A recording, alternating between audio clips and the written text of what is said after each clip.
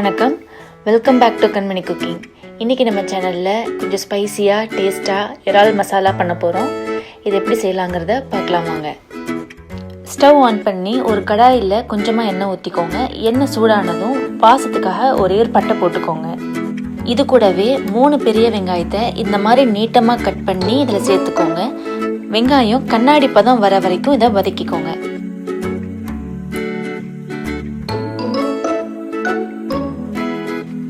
வெங்காயம் இந்த அளவுக்கு வதங்கினதும் இது கூட 1 டேபிள் ஸ்பூனுக்கு இஞ்சி பூண்டு பேஸ்ட் சேர்த்துக்கோங்க.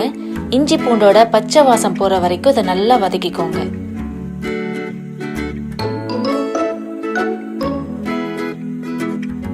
வெங்காயமும் இஞ்சி பூண்டும் நல்லா வதங்கிடுச்சு. இப்போ இதில் 2 பெரிய தக்காளி நல்லா பொடிசா கட் பண்ணி இதில் சேர்த்துக்கோங்க. இதை ஒரு 1 நிமிஷத்துக்கு நல்லா வதக்கிக்கோங்க.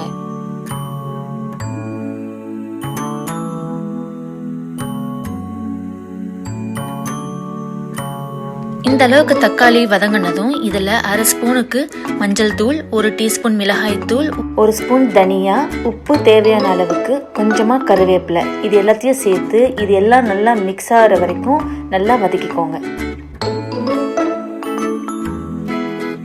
மசாலா கருகிடாமல் இருக்க தேவைப்பட்ட கொஞ்சமாக தண்ணி ஊற்றிக்கோங்க. இந்த அளவுக்கு மசாலா மிக்ஸ் ஆனதும் ஒரு மூடி போட்டு தக்காளி நல்லா குழஞ்சி வர வரைக்கும் ஒரு 2 நிமிஷத்துக்கு வேக விடுங்க. 2 நிமிஷம் ஆயிடுச்சு. தக்காளி நல்லா குழஞ்சிருக்கு. இதை திரும்பவும் ஒரு 1 நிமிஷத்துக்கு நல்லா வதக்கிக்கோங்க. இப்போ பார்த்தீங்கன்னா மசாலா நல்லா வதங்கி எண்ணெய் பிரிஞ்சு வருது. இந்த சமயத்தில் ஒரு 2 டேபிள் ஸ்பூனுக்கு தேங்காய் பேஸ்ட்டு சேர்த்துக்கோங்க. தேங்காய் சேர்த்திங்கன்னா தொக்கு நல்லா டேஸ்டாகவும் நல்லா ரிச்சாக திக்காகவும் இருக்கும். உங்களுக்கு விருப்பம் இல்லைன்னா நீங்கள் தேங்காய் சேர்க்காமலும் இதை செய்யலாம். தேங்காய் சேர்த்து ஒரு 1 நிமிஷம் வதக்கினதும் இதில் இறாலை சேர்த்துக்கோங்க. நான் இன்னைக்கு 1/2 கிலோவுக்கு பெரிய இறா சேர்த்துருக்கேன். இறா போட்டு ஒரு 1 நிமிஷத்துக்கு மசாலாவோட மிக்ஸ் ஆகிற வரைக்கும் இதை வதக்கிக்கோங்க.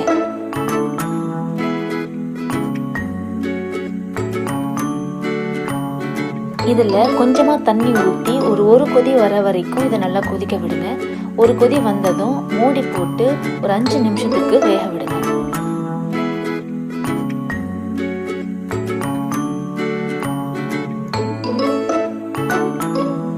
எறா வேகத்துக்கு ஒரு 3லேருந்து 5 நிமிஷம் போதும். 5 நிமிஷம் ஆயிடுச்சு. எறா பார்த்தீங்கன்னா நல்லா வெந்து சுருண்டு இருக்கு. இந்த மாதிரி எறா சுருண்டு இருந்துச்சுன்னா நல்லா வெந்திருக்குன்னு அர்த்தம். எறா தொக்கு இப்போ கொஞ்சம் தண்ணியாக இருக்குது. இன்னும் கொஞ்சம் கெட்டியாக வர வரைக்கும் இதை நல்லா கொதிக்க விடுங்க. இந்த அளவுக்கு நல்லா கொதிச்சு திக்கானதும் இதில் 1/2 டீஸ்பூனுக்கு மிளகுத்தூள் சேர்த்துக்கோங்க.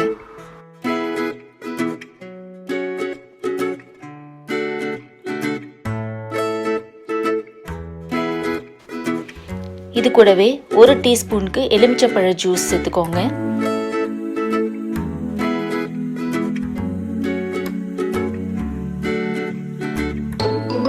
இறால் தொக்கு இப்போ நல்லா ரெடி ஆயிடுச்சு. இதில் கட் பண்ண கொத்தமல்லி தழையை சேர்த்து ஸ்டவ்வை ஆஃப் பண்ணிடுங்க. இந்த இறா தொக்கு உங்களுக்கு ரொம்ப பிடிச்சிருக்கும்னு நினைக்கிறேன். இதே மாதிரியே நீங்களும் உங்கள் வீட்டில் செஞ்சு பாருங்கள். எப்படி வந்துச்சு அப்படிங்கிறத என்கிட்ட கமெண்ட்டில் ஷேர் பண்ணுங்கள். தேங்க்ஸ் ஃபார் வாட்சிங் கண்மணி குக்கிங்.